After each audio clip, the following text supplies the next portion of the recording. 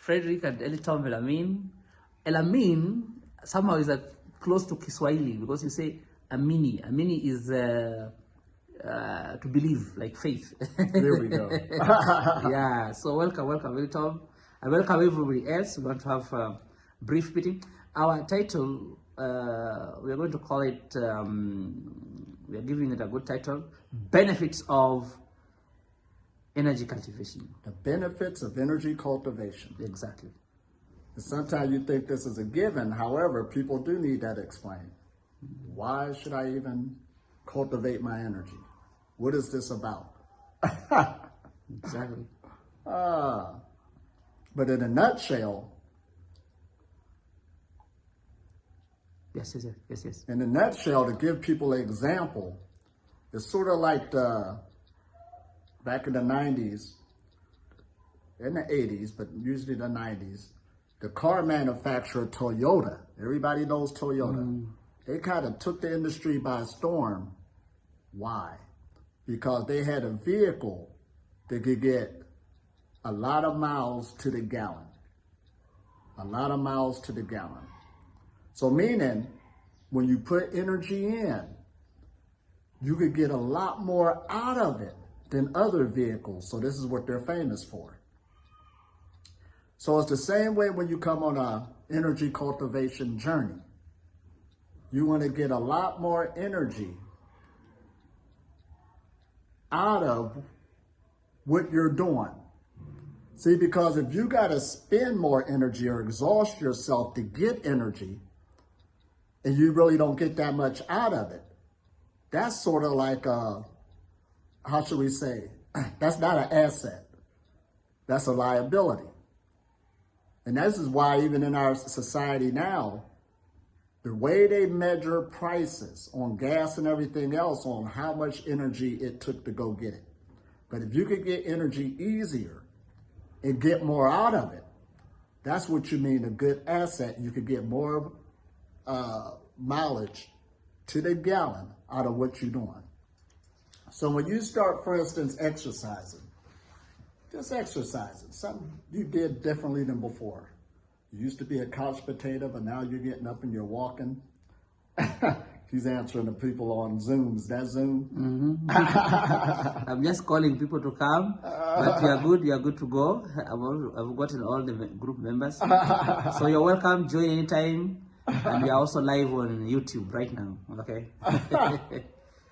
You know, you start exercising, and usually when a person starts exercising, something differently than they did before, or moving the body because it was designed to move over a period of time, they'll say, I got more energy than I had before. So that's what we mean by energy cultivation. Just one level of it. You change your diet, you start eating something lighter, and don't eat as much as before, certain times of the day or night than before. Over a period of time, I got more energy than I had before. So we're putting all these together. But the main one, when I say meditation is the foundation, and the best meditations I could give you, you know, on a name level, because they got the mind and the body. You want to feel how your body feels, not just up in your head just because you're in a position.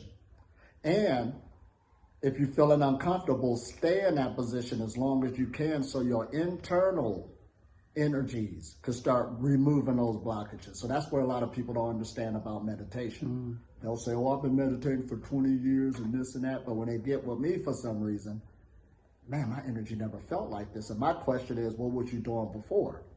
But that's why, no put down or nothing, but this is why we're going over this on how to properly do things. How to properly do things. So when you learn how to start putting meditation in your lifestyle more regularly, because what it does is, the main thing it does is releases stress and tension in the physical body. I'm just going to stop right there. That's something you can understand. Stress and tension in the physical body. And if the physical body start being released with its internal stress and tension, that also affects your emotional body and also your mental body. But the key is to get these results, you must do it more regularly. Does this make sense? More regularly. Now this is where it gets good. And then when you start monitoring your thought process, You'd be surprised what changes you can make when you consciously start really looking at your thoughts, your actions, your behaviors, and giving it that split second to look at it instead of just responding like before. You'd be surprised how many people's lives could be going a lot more smoother, or there's big incidents that did not have to happen in the past if they would have had more control over their thinking and over their thoughts. I hope this is making sense. Energy cultivation. So, because all of these different avenues are energetic. The physical realm that we're in, this is energy. E equals MC squared. And then the more subtle parts about ourselves, our emotions, you can't really see it like that, but it is in the body, in your central nervous system, affecting your thinking, and also your mental thinking. You can't really see it like that, but it's still part of the mind-body system. All this goes together. So when you work on one, it works on all of them. So this is what we mean by energy cultivation. Now, when we talk about the solar breatharian journey, let's go back to fasting, eating, and meditation. This all goes together. So a lot of people, when they hear about this, they want to stop eating right away or fast their way into something that's nothing but a disaster. We're going to talk about that to show you what that is. Why do people do that? Even if I say this over and over again. Do it anyway, and don't understand or burn themselves out and all this other stuff, but they don't know what this is about. But basically, in a nutshell, your fasting shouldn't be done alone. It should be based on having a better meditation. And your eating habits, as you change them, they do much change. They're based also around to have a better meditation. In other words, even when you meditate, you shouldn't eat a certain period of time before you do that meditation. And after you meditate, you should give your body a certain level of time. So you see how that affects everything? And those things I just named, that's what we mean by your lifestyle is slowly changing. And this ain't got nothing to do with motivation. How could I stay motivated? This is discipline. Because I like how Mike Tyson said it. Discipline is doing something you don't like doing, but you go do it anyway. I hope this is making sense. So you got to get to a level of discipline. Well, I just didn't feel like it. I was just loving myself. We could cover it up all you want. But at the end of the day, it's about doing what you need to do, what needs to be done. So that's what you do that could be developed. Some people are more stronger in it than others, but that has to be developed. You're doing this because this is what you're supposed to do. You're a light being, you're living like a light being. I hope this makes sense. It's sort of like a father was talking to his son, and this was back how old school used to talk. And he said, who feeds you? Well, you do. Whose house you live in? You do. Do you got a place to sleep? Do you? Yes. The clothes on your back? You do. He said, why you think I do those things? He said, well, because you like me. And the father said, no, it's my duty. That's a whole other ball game. And this ain't emotional. And he said, the father said, just like when I go to work, the boss don't pay me because he like me. He paid me off of my work because it's his duty. So that's what level you're working up in. You're doing some things over a period of time. When you're in the practice no more, it becomes your identity. So don't let us blow you out and blow you away in the beginning. Yes, we talk easy to the masses. You know, try to at least do as much as you can. Try to do at least 15 minutes a day of meditation. Try to, that's how we talk in the beginning. But if you want to reap those other bigger benefits, because that's what everybody's chasing, and you really shouldn't. There's a saying that says, don't chase the power. The power will come to you when you're ready. So that's why we talk about you just cultivating. You're doing this because it's good for you in the long run. See, that's what it's all about. Most people, and everybody basically, you were born like that. We go for the things that are easier to give us quick stimulation and make us feel good. Boom. But there's some things that... What we call shortcuts. People like... Shortcuts. Nothing wrong with that. We ain't demonizing it. But you get based on doing that. And there's some things that are good for you, but you will not see the stimulation or the benefits till later. That's a whole different ballgame. Till later. So, this is why this journey seems easy, but it's hard. because you're doing things where your investment will come later instead of right now. Instant gratification, you can get it now, or you can, keep that money in the bank so the interest can grow and all this other stuff. I got to give you that analogy. It's the same thing. Now there's a thing called, this is a big one. Have any of y'all ever heard of the Dunning Krueger effect? This was back in 1999. Two doctors, one name was Dunning, the other one name was Krueger. And this developed and changed since then. But anyway, they came out with a mindset that people have. There's things you know you know. I'm just going to put it out there. There's things you know you know. Then there's things you know you don't know. But then there's things you don't know you don't know you know. That's a big one. And it affects everybody. This is why I'm continually studying. Because people will say, if you're already at this level, what are you still studying for? It don't work like that. It don't work like that. And the reason why the journey becomes hard for a lot of people, and not just this, it affects all avenues in life.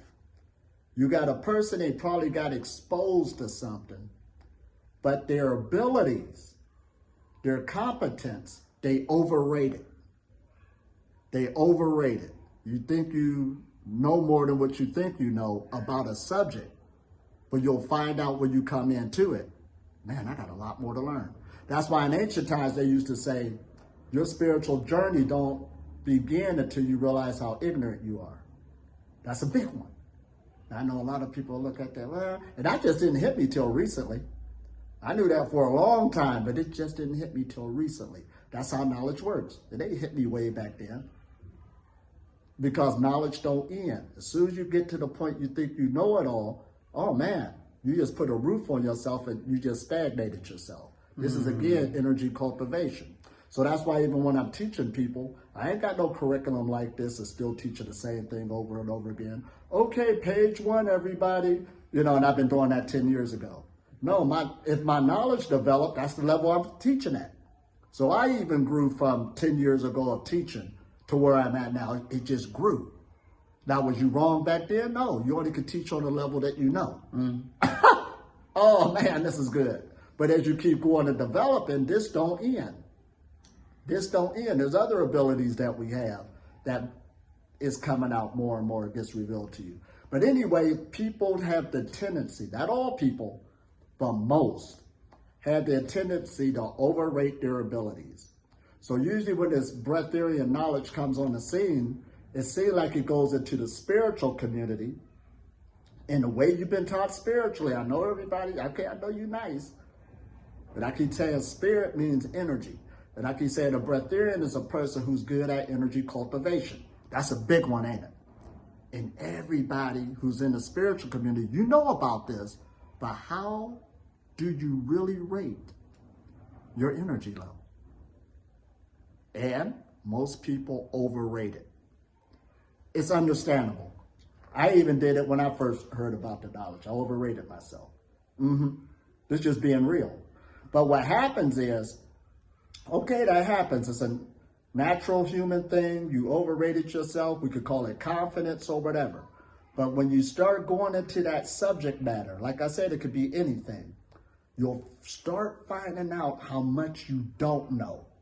And your abilities is not at that level. So what happens is a person sometimes, when they're ignorant of something, they have a whole bunch of confidence. But when they start, the more and more they learn, their confidence begin to drop because they see how much they don't know. I hope this is making sense. Your confidence is going to drop. But however, the good part is if you stay in it, and this is where the big period of time comes in at, and you just keep learning, slowly and gradually, your confidence is going to pick back up. And that's why learning has to be gradual. It has to be gradual. It has to be gradual. Oh man. Like on one level, how you said that one time, all right, you in the fasting game, you knew about this and I know about that. And then this other wave of information came and you was like, that's how it comes. There's another avenue opening up now. This is where we get caught at. So again, people who's ignorant on something, they don't know they're ignorant. How can you know you're ignorant? That's a rough one. Could you catch your ignorance? Until a test is done. Right. Oh, man. So you sitting up here, and a lot of people, the breadth of your knowledge come, I fasted before. I got strong willpower. I can do it. I'm going to save the world. But when you pass through a test and fail it, then you know you're going to fall on your face because it is a high energetic skill level. I do Reiki. I'm a Reiki master. I went over a class for a weekend. All right, we got you. But you'll find out. You really don't know that much about energy. There's something I'm thinking as you're talking that you also shared with me about.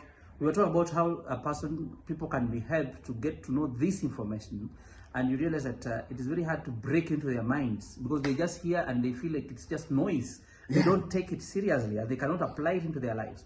But then you said something, until a tragedy happens, then you will arrest their mind, or you'll find a point where people will be like they pay attention. Now they'll give you their ears. Right. So that's what I see. It's like a test.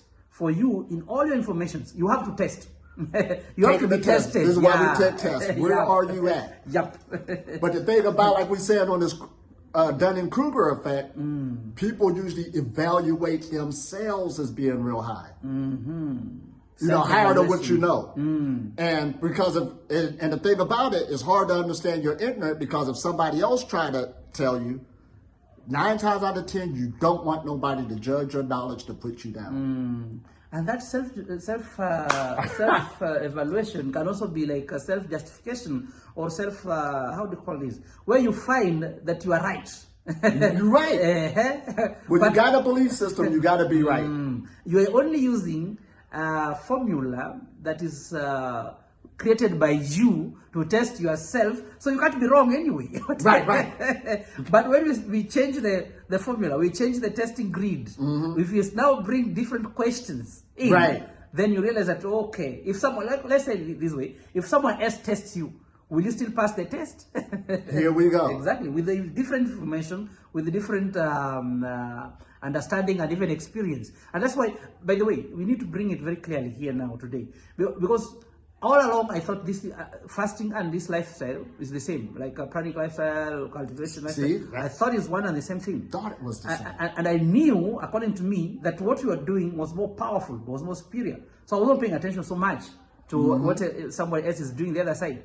Because I knew if you do dry fast, 9 days, you're doing what you reach a acidosis crisis. Most people think you are healing, and that is healing level. You don't need anything more than that. And how did I get to know that? Because I was taught that way. I was told anything that does not have benefit after doing a 9-day dry fast or 11, you don't need to do it because it does not have benefit. That's what I was taught, knowing that only what we aim at is acidosis crisis at the 9th day. And then comes in energy cultivation.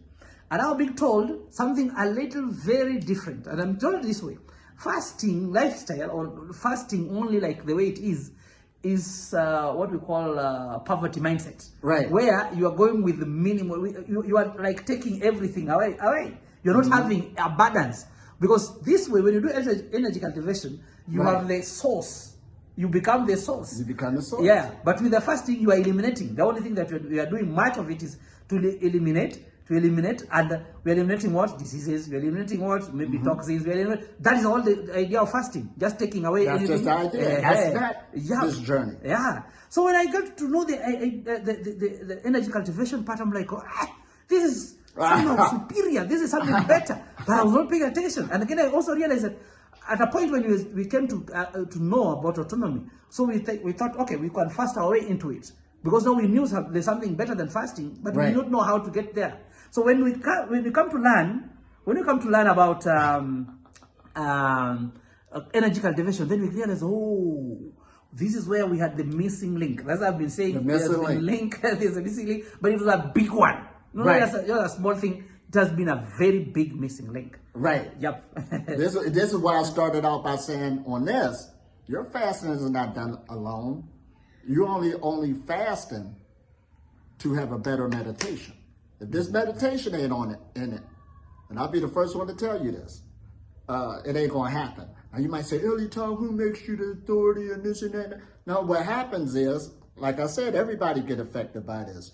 Your skill level, you overrated it until you really start coming on this journey, and your confidence is going to stop all of this if you really stay in it. Most people back up and go the other way. What happens is they'll either blame the teaching, blame the people, blame the information, but all it was is you just was ignorant. And you don't understand your ignorance. And like I said, it happens all the time in many different fields on the planet. I know a guy who failed out of being an engineer, but it's everybody's fault but his own. That's deep, ain't it? But he couldn't keep up. It was just as simple as that. That wasn't for you. So anyway, I'm just going there. So, but you stay in there, and that's usually the big gap. And when your confidence builds up and your knowledge grows, of course, like it's supposed to be, then you'll become an expert at that particular field. That's where an expert comes in at. They paid their dues, they paid their time. But learning about energy work, it takes a whole lot of study. Some people call me, what technique and la la, you don't even understand the technique. As I travel around the world, I'm teaching people how to mudras connections and explaining in detail, oh, I never knew this. And right, I know you didn't, but you thought you knew. This is what we're getting at. You thought you knew. That's why people falling on their face. It don't matter how long you've been in yoga or you knew this, man, you really get tested. Well, especially when we bringing up that word science. The more and more I say it, the more and more people are accepting it. But when I first came out saying that, especially spiritual people, they hated science. I don't know who got you like that. That was crazy. And all it means is knowledge. No, faith. But that's how you was taught again. They say got nothing to do with belief systems, faith, angels, and stuff like this. You need to know some things. I hope I said this right. And this is what we mean by the Dunning Krueger effect. What you want to come on a journey for? I want to be divine. And that's how you're thinking. But usually those people fail because we have to bring it down to reality now. You're working with energies you have access to. We ain't going into whose name it is and all of this, but how do you work with it and how do you need it to transform you? Then you need to develop discipline. And it got nothing to do with how you feel or what you're going to do this time. And you're doing it because this is who you are. Oh, this is something, ain't it? You have to. It's your duty. Right, this is how we're talking. But that's where you'll be more successful because successful people are disciplined people on the planet. We got to say it. So now you're learning your profession of energy work and everything in your life holistic is energetic and is all either going to nourish you, what we call absorbent energy to you that you can use and your body will convert it on its own, or you're going to be having things pulling too much energy from you and you're going to find yourself in an energy deficit. But it all goes back to knowledge again. And then that's when you should get humble because knowledge should humble you. When you see how big that is and it blows you out the water. And yes, we are looking at things like levitation and we're looking at things, of manipulating the energy at deeper levels. But that takes a lot of study. See where we at? I ain't trying to overboost my knowledge. Now, what happens is when a person, and this is also something that happens, there is some people who do have more grip of knowledge and the skill, but they underplay it. That's another thing. You underplay what you got going for you. Because some people could be more successful than others, but they're putting themselves down too. But that's a whole nother level on this too. But most people overrate their abilities and see where your ability is at and work from there. You'll grow. But you just have to work where you are. That point you are talking about is also very strong because you find that somebody has already gotten what is necessary, is needed. Like somebody has already started practice, you are doing cultivation, you're already doing your fastings, like your periodical fasts, like monthly fast, weekly fast, you're maintaining this, and then you still feel like something is missing. Yeah. Maybe you are right there, but you don't see the results immediately, and then now you think you have lost the way. Sometimes just keep consistency, as he talks about Stay it. consistent. If you stay consistent, you'll be able to see the results. after good amount of time. Don't. That's why we're talking about the shortcuts. It's not something that you're going to do and then get the results like instant. No, but the results are there. That one is there's no doubt about it. And you're going off the results. And this is a deep age we're in. This is an age of information, but again, all information is not good. And sometimes you can get caught up with the wrong information. I see this happens all the time, that a person is holding it. And the only way you can do is not a debate, it's not an argue. All you can do is be nice to them. You got all these conspiracy theories out there. Nobody's arguing that, you know, something could be said this way. But when I see a person locking into it, even though you're showing them proof and stuff like this, you can't deal with that mind till it comes out of its coma. That's something, but all you can do is be nice to that person. So it's the same with the breath theory of knowledge. People come challenging it, and well, I'm going to do it this way. This is what's working for me. And all I can say is tell me how that works for you. Because there is people who went before you, and all they're doing is just try to show you the information. But they will tell you, well, at least I am, it's going to take some work. You got to study for yourself. A nuclear engineer just can't take a student and have a weekend class with him. He's a nuclear engineer. He's going to be, it don't work like that. And this is a high skill level. High skill level. You're doing something it's out there. The information is out there. But the reason it don't come for the masses, because the masses, everybody don't have the same mental capacity to do certain things. I know we hate to hear that, but that's the reality of it. I had to go to people and say, whoa, leave this one alone. Right. This is where we at. Until you get better or whatever, but it's no put down. But you'll see where you at, but don't try to overrate yourself. See where you at, see where you can get in at, work from there. And that's where the long trail is at right there. So if you think of the breath theory process was from here to here, a weekend or 7 days or 3 months, that's not true study or a true professional. You'll come better and better, but it'll get there. Now they did do a test where they took computer engineers from 2 big companies. And they had the computer engineers in each company rate themselves. Where they at in their profession. They're computer engineers, they're working on it. But they said at least 30 to 40% of them of both companies, or up to 60%, overrated their skills. They put themselves in the top 5. Like I said, this is a human thing that affects everybody. So don't be afraid if you find out that you can't lift that much energetic weight. It don't matter how many classes you talk or how many social media people you got. It's just the way it is. But the good thing about it, once you know it, humility sets in. But then you could grow to there, and one day you'll be there. So I hope we said something good with this. Yes. Do you have any questions? Do you have anybody who has any questions? Yeah, live one, or you want to say something? Because it was impromptu. We did not plan it much, and that's why we just gave you the link. So if you have any question, you are permitted to ask your questions. Let me see. From the Zoom. Perfecto. Yeah. Peace.